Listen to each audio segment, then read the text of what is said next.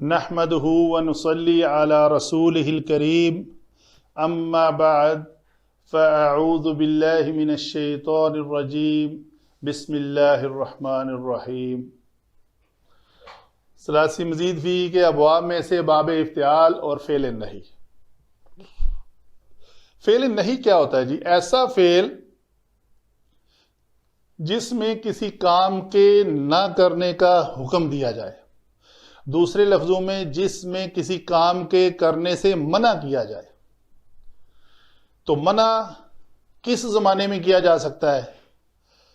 ماضی میں نہیں، ماضی تو مبنی ہو گیا، جو گزر گیا وہ گزر گیا۔ تو وہ حال ہے یا مستقبل ہے؟ حال اور مستقبل کے لیے جو زمانہ استعمال ہوتا ہے وہ کون سا ہے جی؟ وہ فعل مضارع ہے۔ تو ہم نے فعل مضارع کو لکھا اور اس سے پہلے نا کا جو لفظ استعمال ہوتا ہے وہ لا لکھ لیا، تو یہ لفظ بنا لا یفتعل۔ لا یفتعل کیوں بنا؟ اس کا اصول یہ ہے کہ فعل مضارع یہ لا نہیں جو ہے یہ کون سی فیملی سے تعلق رکھتا ہے؟ یہ جوازم المضارع سے تعلق رکھتا ہے۔ جوازم المضارع کون کون سے ہیں جی؟ لم، لما، لام امر، لائے نہیں، ان، شرطیہ، من، ما، اینما۔ تو یہ لائے نہیں ہے، اس لا کو ہم کہیں گے یہ فعل نہیں میں یہ لا آتا ہے۔ تو جب یہ فعل نہیں میں آتا ہے تو کیا کرتا ہے؟ یہ جزم دیتا ہے۔ جزم کس کو دیتا ہے؟ فعل مضارع کو۔ کہاں دیتا ہے؟ آخری حرف کے اوپر۔ آخری حرف کے اوپر ضمہ اعراب تھا اس کا، تو اعراب کو ہم نے ہٹا کر ایک جزم دے دی، تو ہم کہتے ہیں جی یہ فعل مضارع مجزوم ہے۔ مجزوم اس کو کس نے کیا؟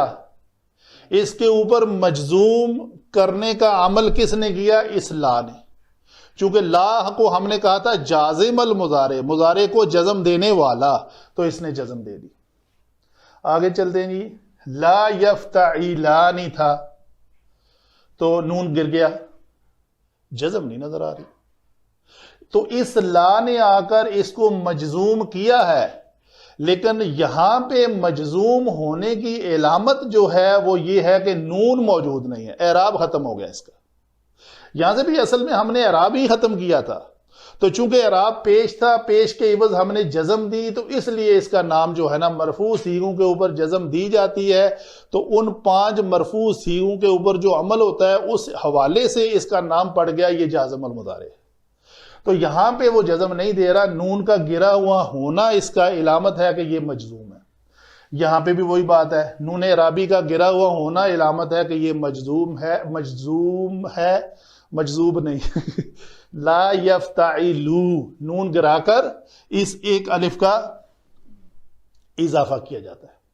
ٹھیک ہے جی، آگے چلتے ہیں۔ لا تفتعل، یہ واحد مونس غائب کا صیغہ ہے۔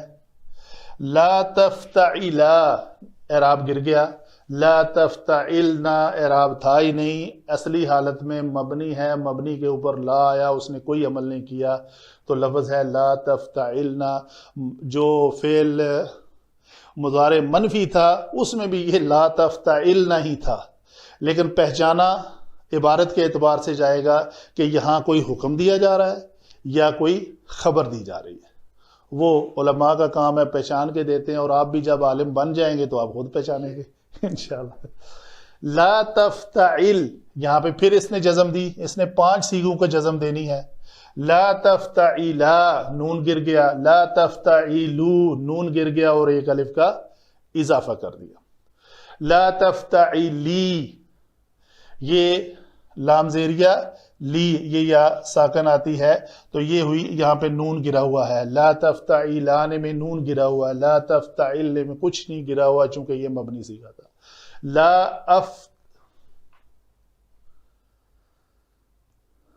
یہاں پہ یہ غلطی ہوئی ہے، کتابت کی غلطی ہے لکھنے میں، یہ ہونا چاہیے تھا لا افتعلو، تو ایک الف زیادہ ہونا چاہیے تھا یہاں پہ۔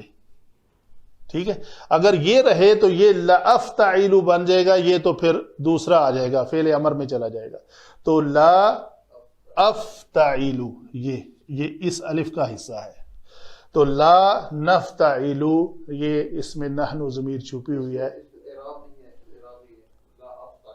لا افتعل اور لا نفتعل مجزوم کر دیا اس کو ہم نے.